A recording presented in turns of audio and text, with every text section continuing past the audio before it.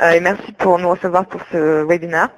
Je vais vous présenter brièvement déjà qui est Vigeo Iris pour vous donner un peu plus une idée de ce qu'est une agence de notation extra-financière. J'essaie de passer les slides moi-même, du coup, ouais, ça marche. Ok. Alors, donc Vigeo Iris, c'est une agence internationale indépendante de recherche et de services ESG, donc environnement social et gouvernance. Et donc nous travaillons pour les investisseurs et à la fois aussi des entreprises privées et publiques. Donc on fait de la recherche ESG sur plus de 4000 émetteurs. En pratique, cette recherche, c'est-à-dire qu'on analyse l'information publique qui est diffusée à la fois par les entreprises via leur rapport RSE, leur code éthique, toutes leurs politiques liées aux différents thèmes ESG, mais aussi l'information diffusée par les parties prenantes, donc ça peut être les syndicats, les ONG, les régulateurs, et avec toutes ces informations publiques et aussi des partenariats que Vigeo Iris a avec certaines organisations internationales, nous notons les entreprises et on procède à une revue des risques ESG pour aider les investisseurs à faire leur choix en fait d'investissement responsable. Donc on est structuré en deux départements bien distincts. Donc le premier c'est Vigeo Rating, Vigeo Iris Rating, donc qui s'occupe de toute la partie notation. Donc moi je fais partie de ce pôle en tant qu'analyste ESG. Et après on a une partie Vigeo Iris Enterprise qui en fait s'occupe de missions d'audit et d'accompagnement aux entreprises. Donc vous comprendrez que pour des raisons de conflit d'intérêts, on ne peut pas noter et à la fois conseiller les entreprises. Donc ce sont deux départements qui sont bien distincts et qui travaillent de façon complètement indépendante au sein de Vigeo Iris. Alors pour vous donner une idée un peu aussi de notre présence internationale, donc on est vraiment un groupe qui a une présence mondiale. Donc là sur la carte vous voyez on a des équipes, donc le siège est en France, mais on a des équipes donc en Italie, en Belgique, en Amérique latine au Chili, au Canada, au Maroc bien sûr. Et aussi on a un réseau de partenaires qui est assez important et qui est présent en Australie, au Japon, en Israël.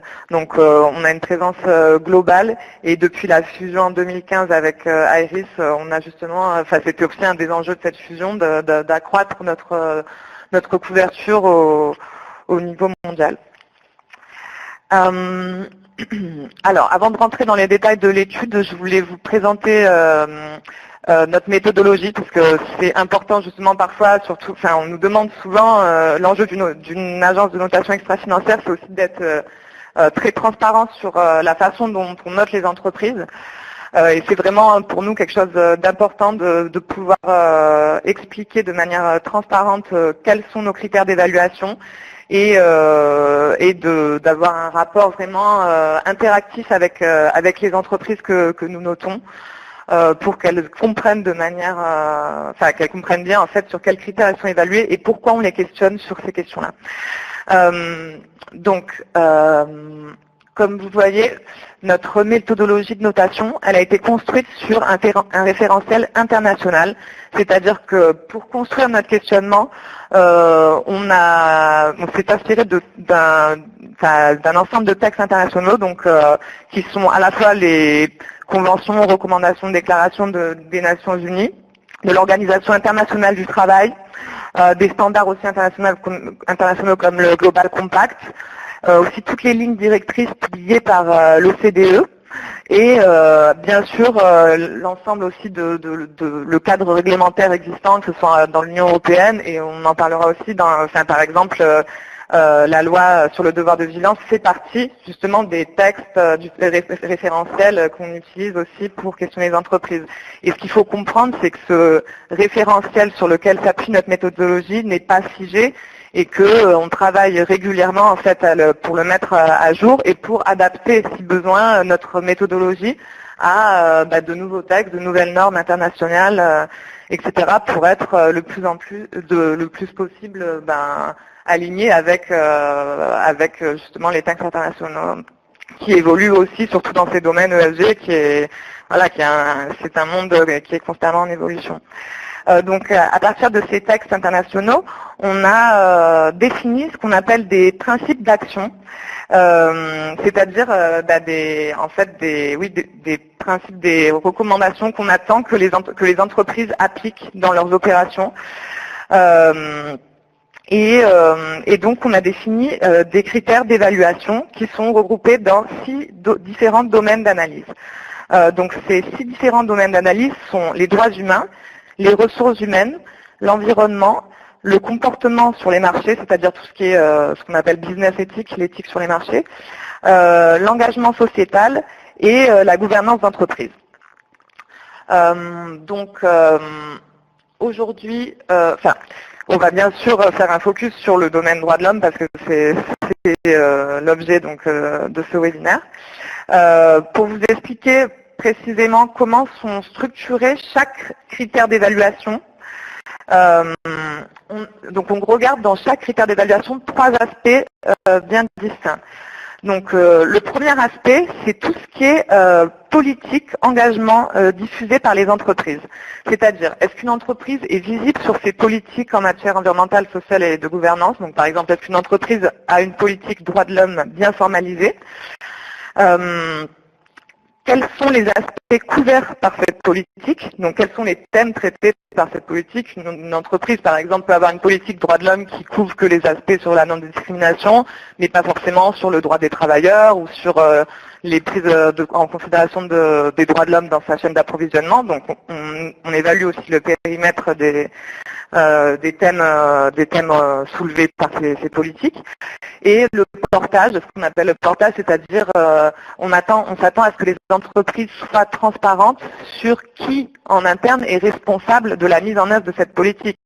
Donc ça peut être, c'est aussi important de voir comment les politiques, est-ce qu'elles sont approuvées au plus haut niveau, après au niveau opérationnel, est-ce qu'il y a des départements dédiés qui sont en charge de la mise en place de ces politiques?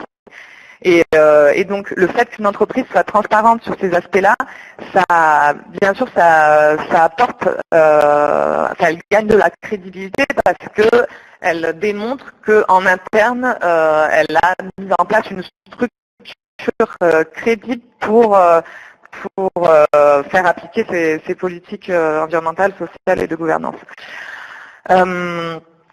Après, la deuxième partie qu'on regarde, ce qu'on appelle cohérence du déploiement, ce sont toutes les mesures mises en place pour supporter justement cette politique. Parce que c'est bien beau d'avoir des engagements, mais après en pratique, on s'attend à ce que les entreprises aient des processus clairs qui justement illustrent le déploiement de cette politique. Donc des processus d'audit interne, des processus de cartographie des risques, des processus de formation, de sensibilisation des employés sur les thèmes analysés. Et ce qui est très important, c'est de comprendre aussi dans l'entreprise, en fait, le périmètre de ces processus, parce que si une entreprise reporte des process qui sont appliqués que, par exemple, au siège social, mais pas dans ses filiales ou pas dans ses filiales qui c'est une multinationale, par exemple, c'est très important de comprendre le périmètre, la couverture en fait de ces process, parce que souvent aussi on a des risques, justement quand on parle de multinationales, les risques sont beaucoup plus importants dans certains pays justement qui sont différents du siège, et là on s'attend de voir aussi des processus robustes dans les pays les plus risqués. Et enfin la troisième partie, c'est l'évaluation de l'efficacité des résultats. Donc dans cette partie, on a à la fois des indicateurs quantitatifs où on évolue la tendance à moyen-long terme, c'est-à-dire minimum sur les 3 dernières années, pour voir comment une entreprise évolue. Et enfin, l'avis des parties prenantes, donc ça c'est très important. Donc c'est-à-dire que notre analyse, comme je vous ai dit, ne reporte pas justement que sur ce qu'une entreprise reporte, mais sur aussi la consultation des parties prenantes pour avoir justement prendre en considération donc les ONG, les syndicats, etc. Qui eux diffusent des controverses souvent sur les entreprises et nous permettent justement d'identifier certains problèmes. Donc, ce qui est important de souligner, c'est que donc, nous reportons ces controverses et nous donnons aussi bien sûr l'opportunité aux entreprises de les commenter, parce que ce qui est important, c'est aussi qu'une entreprise soit en mesure de fournir des mesures correctrices quand elle fait face à une controverse. Donc une entreprise qui n'est pas du tout transparente, bien sûr va voir sa note se baisser, alors qu'une entreprise qui est transparente sur une controverse prouve qu'elle a dialogué de façon active avec les parties prenantes et qu'elle a mis des mesures correctrices en place, aura justement une note plus élevée. Alors ça, c'était pour la partie méthodologie. Juste en contexte de l'étude, ce qu'on voit, c'est que sur la thématique, maintenant, on va entrer dans le vif du sujet sur les droits de l'homme. Donc, la responsabilité des entreprises sur la thématique des droits de l'homme est de plus en plus affirmée dans les textes internationaux. Donc bien sûr, le texte fondateur en la matière, c'est les principes directeurs relatifs aux entreprises et aux droits de l'homme, donc qui date de 2011, qui reconnaissent vraiment pour la première fois la responsabilité des entreprises de respecter les droits de l'homme et aussi de fournir des mesures correctrices quand elles ont causé en fait des violations de droits de l'homme à travers leurs activités. On a aussi donc, comme je vous disais, je vous invite à consulter les lignes directrices de l'OCDE qui aussi en fait reportent des formes de due diligence à mettre en place par les entreprises multinationales. Récemment aussi les objectifs de développement durable qui s'adressent spécifiquement aux entreprises, donc sont aussi liés au respect des droits de l'homme, bien entendu. Ce qu'on voit aussi, c'est qu'au niveau national, les États commencent à établir des lois reconnaissant la responsabilité des entreprises en termes de droits de l'homme. Donc la loi sur l'esclavage moderne au Royaume-Uni, bien sûr la loi sur le devoir de vigilance en France. On a aussi une initiative en cours pour répliquer la loi sur l'esclavage moderne en Australie.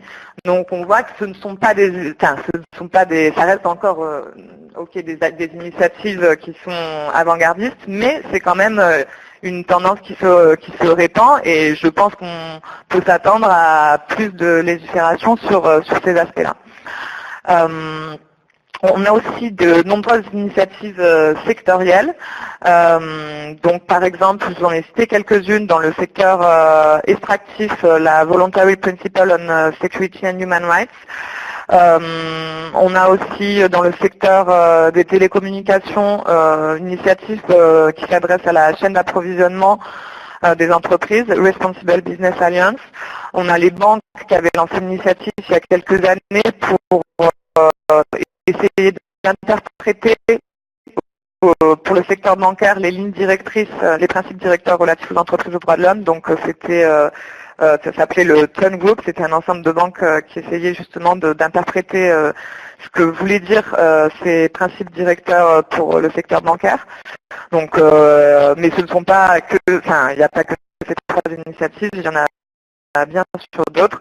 Et voilà, de plus en plus, on constate que ces initiatives sectorielles aussi sont un bon moyen, parfois pour de faire effet de levier aussi pour certains secteurs, parce que un groupe qui, voilà, quand les entreprises d'un même secteur se mettent en accord pour appliquer certains standards minimums sociaux, bien sûr, ça a plus de poids dans ces relations commerciales.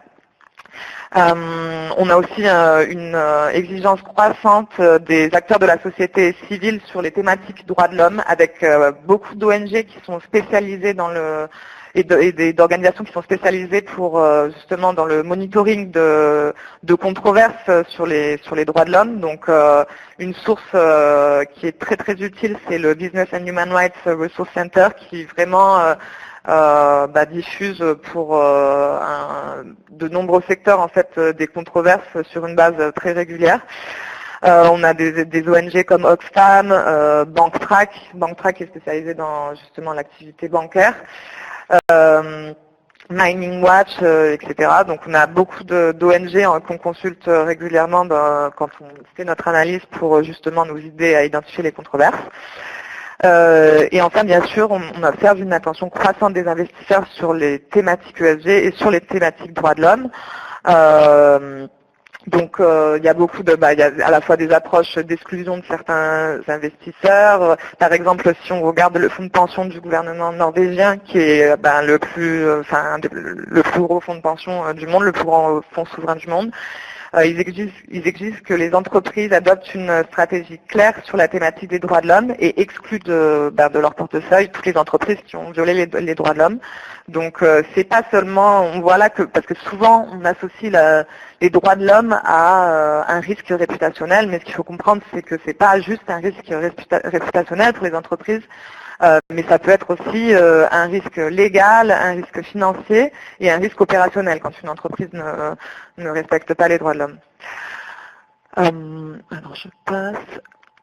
Donc maintenant, pour entrer dans l'étude, donc le périmètre de l'étude, on a donc analysé plus de 3000 entreprises donc émettrices d'actions et d'obligations, représentant à peu près 70% de la capitalisation boursière mondiale.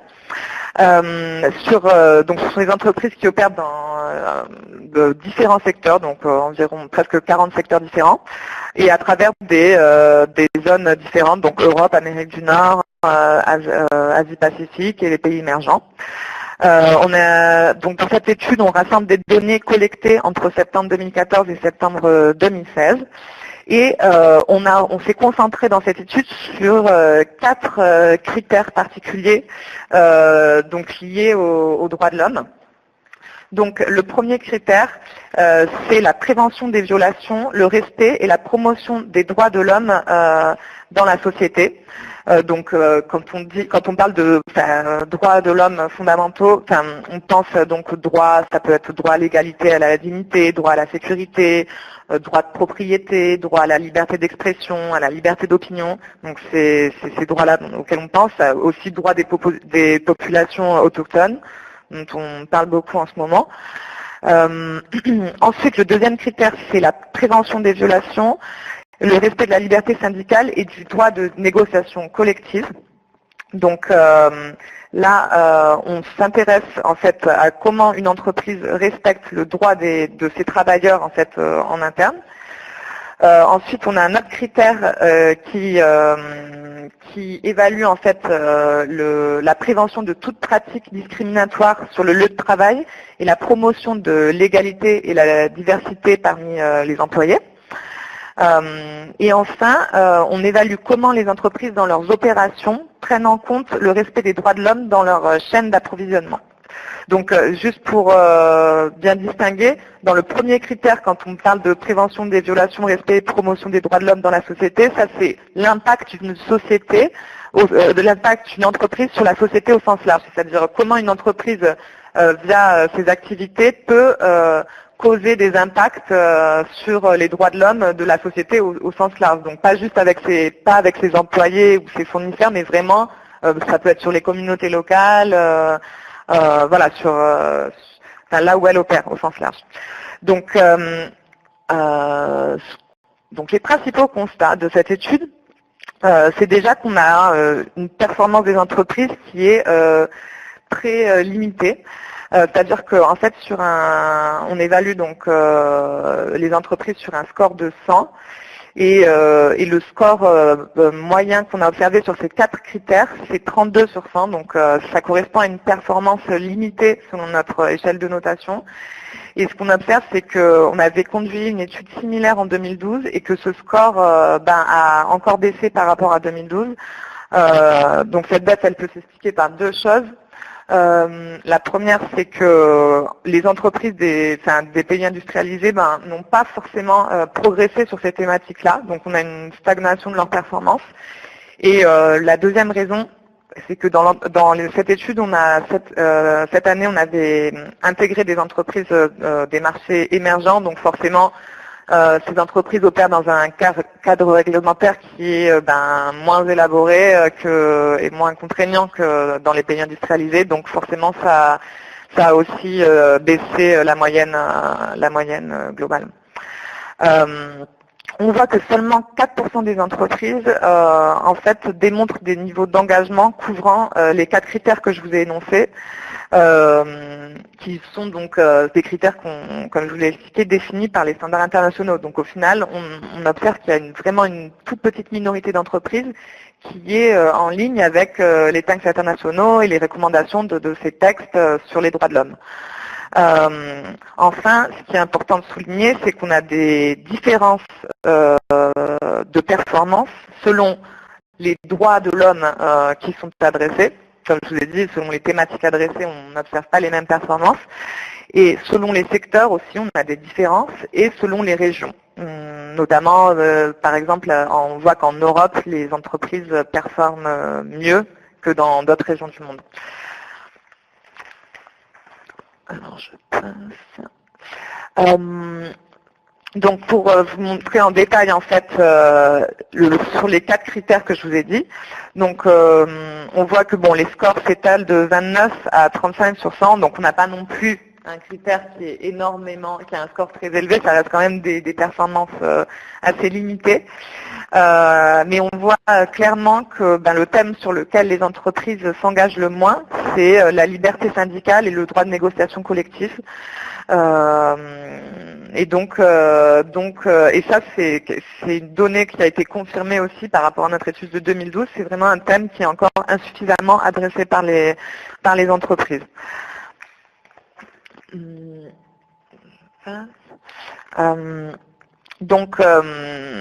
On voit, alors au niveau de ce que je vous expliquais dans nos 3 volets d'analyse, donc au niveau de la pertinence des politiques, le premier constat, c'est qu'on voit que selon les thèmes, on n'a pas le même type d'engagement par les entreprises. Par exemple, on voit que les entreprises, donc 3/4 des entreprises formulent des engagements formalisés en faveur de la non-discrimination de leurs salariés. Donc ça, c'est le thème qui est le plus adressé par les entreprises, et notamment les entreprises diffusent des politiques qui visent donc à éviter toute forme de discrimination liée au genre, à la nationalité, à la religion, à l'âge ou au handicap. Alors là, encore une fois, dans les engagements des entreprises, on n'a pas non plus toutes les catégories qui sont adressées. Par exemple, on voit que la non-discrimination sur l'opinion politique ou les conditions médicales sensibles sont des catégories qui sont moins couvertes que la non-discrimination, que la discrimination liée au genre, à la nationalité, à la religion. Donc là aussi, on a quelques différences. Mais en tout cas, voilà, c'est le thème qui est le plus adressé par les entreprises. Ensuite, on voit que le deuxième thème qu'on retrouve le plus dans les politiques des entreprises, c'est que les entreprises s'engagent de façon tangible à respecter les droits humains fondamentaux dans leur chaîne et autres droits humains dans leur chaîne d'approvisionnement. Donc quand on parle en fait des droits de l'homme dans la chaîne d'approvisionnement, c'est-à-dire une entreprise qui formule des politiques en disant que elle encourage donc ses fournisseurs à respecter les droits de la santé et de la sécurité de ses travailleurs, à ne pas à lutter contre le travail des enfants, contre le travail forcé, aussi à lutter contre la discrimination des travailleurs en fait dans sa chaîne d'approvisionnement, et à garantir des conditions de travail décentes dans ces chaînes d'approvisionnement. Donc ça, c'est les principaux engagements en fait qu'on trouve quand on évalue ce critère-là. Enfin, on voit que moins de la moitié des entreprises s'engagent à respecter les droits de la personne, notamment le respect aux droits de la vie privée dans leur politique. Enfin là encore dans ce thème, en fait, quand on regarde dans les politiques diffusées par une entreprise pour respecter les droits de l'homme fondamentaux, on voit que pas tous les droits sont adressés de la même façon. Par exemple, les droits des populations indigènes, c'est encore un droit de l'homme qui est très peu adressé par les entreprises. Ou le droit à la liberté d'expression, pareil, on ne trouve pas beaucoup de politiques qui incluent une référence claire à ces droits-là. Enfin, là on a vraiment des chiffres très bas. On voit que seuls 16% des entreprises s'engagent à respecter la liberté syndicale et le droit à la négociation collective. Et en particulier, on voit que très peu d'entreprises diffusent des politiques pour justement éviter toute discrimination à l'encontre des représentants du personnel ou des travailleurs syndiqués. Donc ça, c'est encore voilà, un thème, vraiment un axe de progrès pour les entreprises, c'est de s'engager plus sur ce thème-là. Ce qu'on voit maintenant au niveau des mesures mises en place, donc le deuxième volet de notre analyse, on voit que pareil, le thème le plus adressé par les entreprises dans les mesures mises en place, c'est tout ce qui concerne la lutte contre la non-discrimination, lutte contre la discrimination et la promotion de la diversité, parce qu'on a près de 70% des entreprises qui communiquent sur des mesures pour d'abord prévenir la discrimination, donc ça peut être des formations aux employés, des formations aux managers sur le thème de la discrimination, des mesures pour traiter les cas de discrimination, donc ça va être aussi des systèmes d'alerte, de pouvoir faire remonter des plaintes si un employé a constaté des pratiques discriminatoires sur le lieu de travail, des mesures disciplinaires pour sanctionner de telles pratiques discriminatoires. Ça peut être aussi pour traiter les cas de discrimination, on a aussi des entreprises qui mettent en place des systèmes de monitoring pour justement évaluer la diversité des salaires entre les hommes et les femmes. Et enfin, on analyse aussi les mesures justement pour promouvoir la diversité. Donc ça peut être aussi donc via la collecte d'indicateurs, mais aussi surtout les mesures de discrimination positive mises en place. Donc par exemple, ça peut être des parcours qui sont dédiés à justement donner l'opportunité aux femmes d'avoir des positions managériales dans l'entreprise, des mesures en faveur des handicapés, etc. Donc, ce qu'on voit, ce qui est important de comprendre, c'est qu'à chaque fois, en fait, une entreprise ne doit pas se contenter d'avoir des mesures de prévention, mais qu'une entreprise, pour avoir une performance vraiment avancée, doit pouvoir justifier en fait qu'elle est vraiment active aussi. Donc, elle a des mesures proactives dans les thèmes évalués, quoi. Parce que c'est pas juste l'enjeu, c'est pas juste de prévenir un risque, mais c'est aussi d'être avant-gardiste sur ces thèmes-là et voilà, de faire preuve aussi de bonnes pratiques, de dialogue avec les parties prenantes, etc. On voit que près de la moitié des entreprises prennent en compte des questions sociales dans leur relation avec les fournisseurs et sous-traitants. Donc comment concrètement ça se fait? Ça peut être via des questionnaires, donc une entreprise envoie des questionnaires à ses fournisseurs pour justement évaluer dans quelle mesure elle intègre des critères droits de l'homme dans ses pratiques. Ça peut être l'insertion de clauses spécifiques sur les questions sociales dans des contrats avec les sous-traitants. Ça peut être aussi des audits, donc pour identifier justement des audits sociaux en fait pour identifier si dans la chaîne d'approvisionnement il y a des pratiques, il y a des violations des droits de l'homme. Et aussi donc là il s'agit de comprendre aussi la partie des fournisseurs qui est auditée, parce que voilà, si une entreprise le fait que sur une partie minime, bien sûr elle sera moins bien notée que si une entreprise le fait sur toute sa chaîne d'approvisionnement. Et ça peut être aussi des mesures d'assistance, de formation, à la fois à son département en interne d'achat, mais aussi à ses fournisseurs sur les thèmes droits de l'homme. On voit que 37% des entreprises décrivent des mesures précises en faveur de la protection des droits humains fondamentaux. Donc là, pareil, c'est sensibilisation et formation des salariés sur quels sont les droits de l'homme spécifiques à une entreprise, essayer de donc justement faire un mapping des risques en fonction des lieux où opère l'entreprise. L'engagement avec les parties prenantes sur les droits de l'homme identifiés, etc. Et enfin, on a seulement 10% des entreprises qui rendent compte des moyens et procédures en place pour garantir le droit de négociation collective. C'est le thème que je vous disais qui est le moins adressé par les entreprises, aussi bien dans leur politique que dans les mesures mises en place. Notamment, nous, on regarde si une entreprise multinationale par exemple, effectue donc une cartographie des risques selon les sites où elle opère et a identifié aussi dans quels sont les pays les plus risqués dans lesquels une entreprise opère et où il y a plus de chances justement qu'il y ait une violation du droit des travailleurs dans ces pays-là. Si justement il y a, par exemple, des représentants du personnel dans des pays où la loi ne le prévoit pas forcément, mais si l'entreprise est proactive pour respecter le droit de ses travailleurs, s'il y a des systèmes d'alerte, parce qu'un travailleur peut justement faire remonter une plainte. Donc, et si surtout, ça parle, le premier point, c'est est-ce que il y a des systèmes pour informer les salariés dans ces pays-là qu'ils ont des droits justement, le droit de négociation collective, le droit d'affiliation à un syndicat, etc. Donc, est-ce que l'entreprise est proactive pour informer ses salariés sur ces points-là. Donc, maintenant, ce que je peux vous dire au niveau ce que je vous disais, c'est qu'on a des différences géographiques en fait. On voit que 9 des 10 pays où les entreprises ont le meilleur score sont des pays européens. Donc la France arrive en première position, on a la Suède, l'Espagne, la Finlande, le Danemark. Ça s'explique notamment par le fait que le contexte réglementaire est plus contraignant et beaucoup plus avancé déjà dans ces zones-là.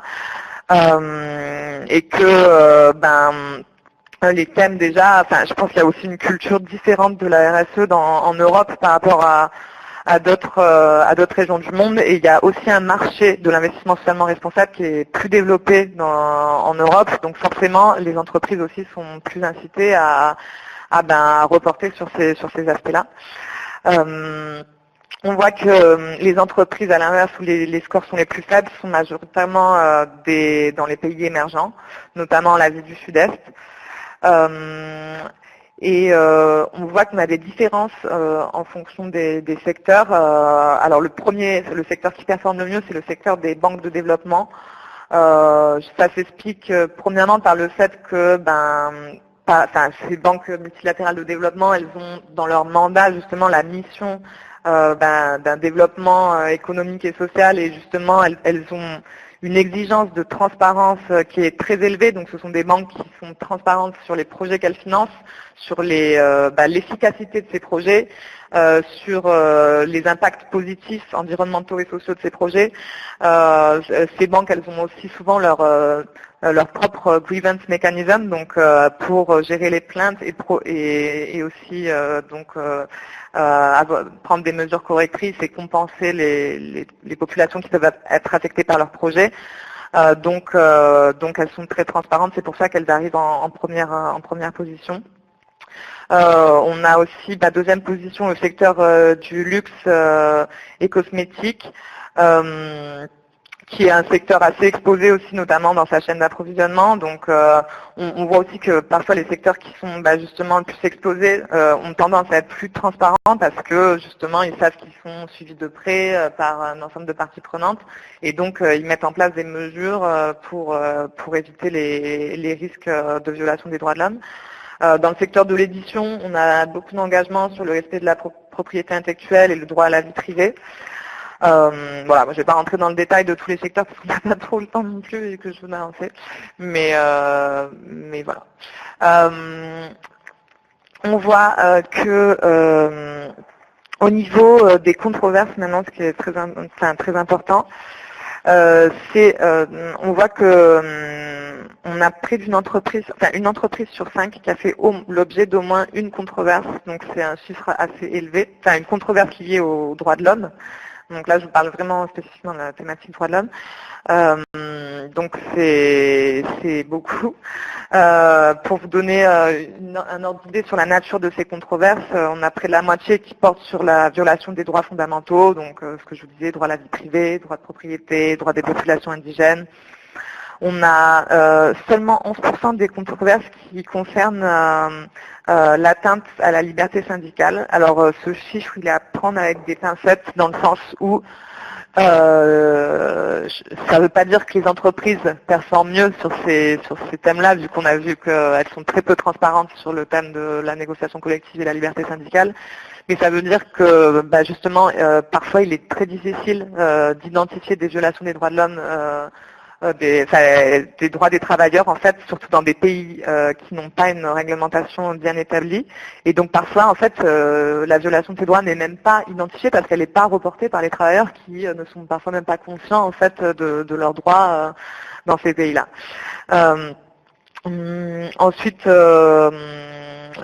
on voit que dans près de 40% des cas, les entreprises ne réagissent pas aux controverses. Donc ça veut dire qu'elles ne sont pas transparentes et ça c'est aussi quelque chose d'assez préoccupant en fait parce que les entreprises devraient être beaucoup plus transparentes sur leur gestion des controverses et c'est pas ce qu'on observe c'est pas la majorité quand on observe notre analyse.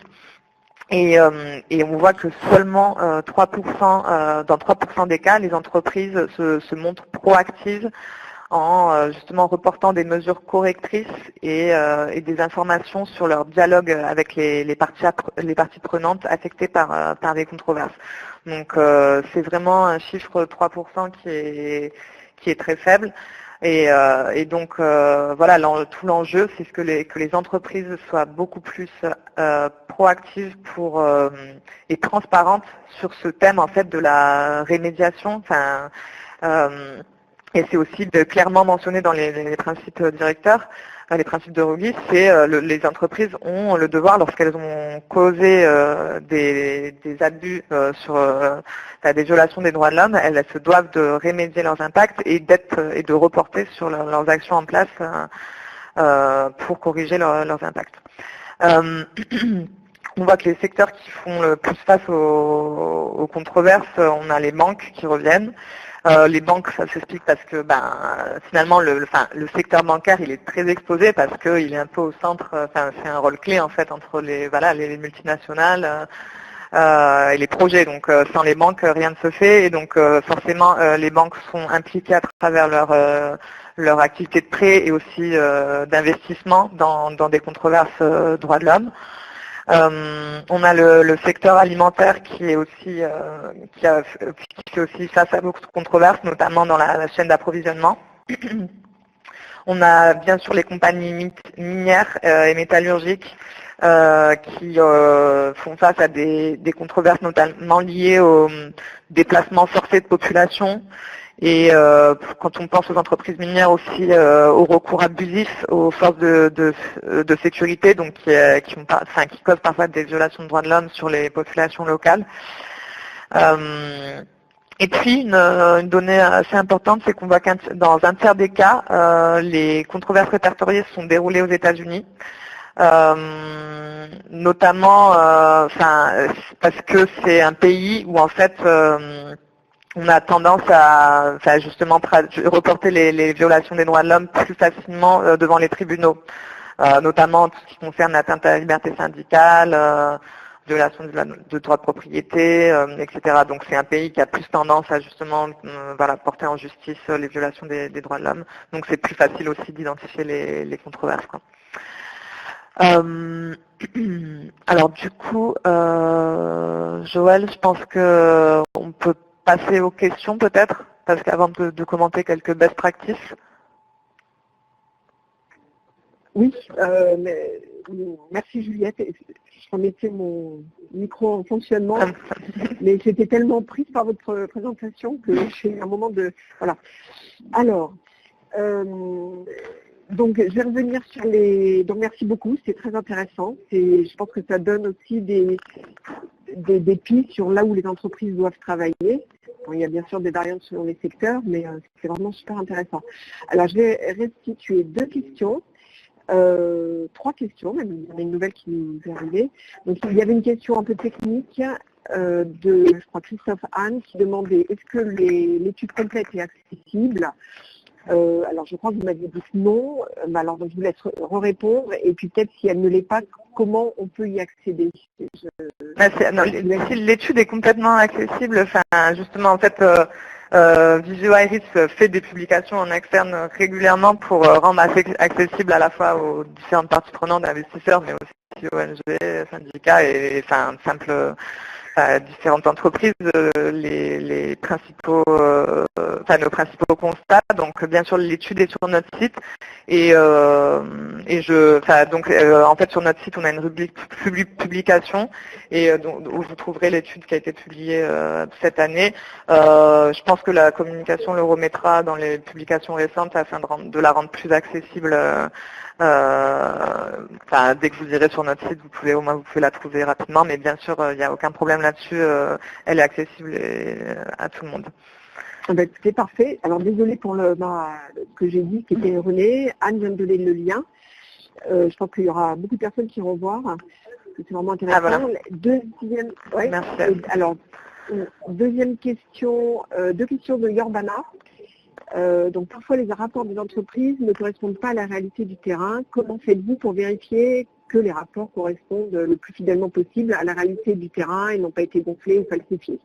Donc, première de ces deux questions. Alors ça c'est une question récurrente qu'on a justement parce qu'on nous dit à analyser ce que reportent les entreprises.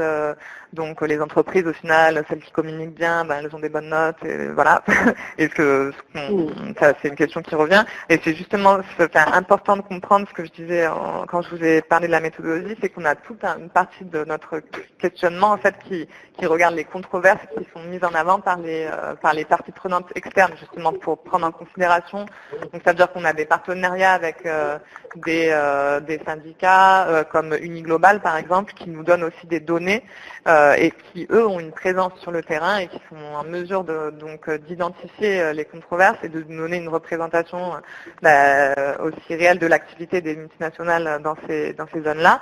Et comme je vous dis, en fait chaque secteur, on est organisé par pôle, donc finance, pôle alimentaire, pôle énergie, etc. Et chaque secteur a vraiment une liste en place de parties prenantes, de sites d'ONG, etc. à consulter lorsqu'on note un secteur. Et donc c'est vraiment important pour nous de prendre en considération l'avis des parties prenantes sur les entreprises et sur les projets dans lesquels elles sont controversées dans notre analyse. Donc ça, bien sûr, c'est une partie importante de la note et donc ça impacte énormément l'entreprise et notamment dans le cas où l'entreprise n'est pas transparente sur les mesures correctrices mises en place, ça impacte d'autant plus le score.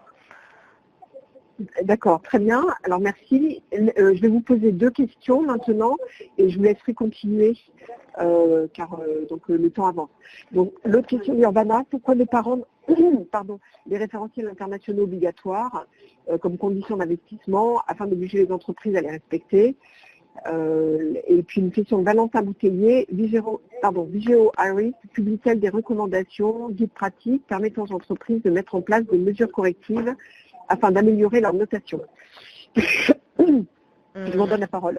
Alors, pour rendre les référentiels internationaux obligatoires, effectivement, ça serait efficace, mais malheureusement, voilà, ça c'est pas comme ça, parce que déjà, quand on arrive à faire passer une loi comme celle sur le devoir de vigilance dans un pays, c'est déjà assez complexe. On a vu qu'il y a eu beaucoup de temps avant que cette loi soit finalement adoptée en France, donc non, c'est pas encore possible, mais ce qui est important, c'est que, par exemple, quand on pense aux lignes directrices de l'OCDE sur les entreprises multinationales, en fait, ce sont donc les États qui ont adhéré à ces lignes directrices, mais les États ont le rôle de promouvoir le respect de ces lignes directrices auprès des entreprises. Donc, ils mettent en place des plans d'action nationaux pour faire respecter aux entreprises ces lignes directrices de l'OCDE. Et donc, en fait, il y a un rôle qui est partagé entre les États et les entreprises aussi pour avoir une conduite responsable dans leurs activités. Mais c'est vrai qu'aujourd'hui, le cadre législatif, donc qui rend une application obligatoire de certains aspects est encore peu répandu, on va dire. Et la deuxième question, c'était, y a-t-il une petite... alors, parce que je vois de nouvelles questions là, je suis en train de lire. La deuxième question, des recommandations guides pratiques permettant aux entreprises de mettre en place des mesures correctives afin d'améliorer leur notation. Alors en fait, bon, comme déjà dans l'étude droits de l'homme, vous trouverez en fait quelles sont en fait les bonnes pratiques, donc des exemples clairs de bonnes pratiques. Je vais en mentionner quelques-uns dans la suite. Et puis aussi, plus généralement, qu'est-ce que doit faire une entreprise pour bien performer. Donc bon. là, vous avez des éléments là-dessus. Et après, oui, c'est Al-Hassan, Joël a du Stade Santé, je ne sais pas si vous m'entendez bien. On a des équipes dédiées. Juliette, peut-être je vous laisse continuer. Je crois que vous devez encore présenter quelques bonnes pratiques, sinon il y a encore des questions. Donc comme vous... Joël est de retour. On a jusqu'à midi.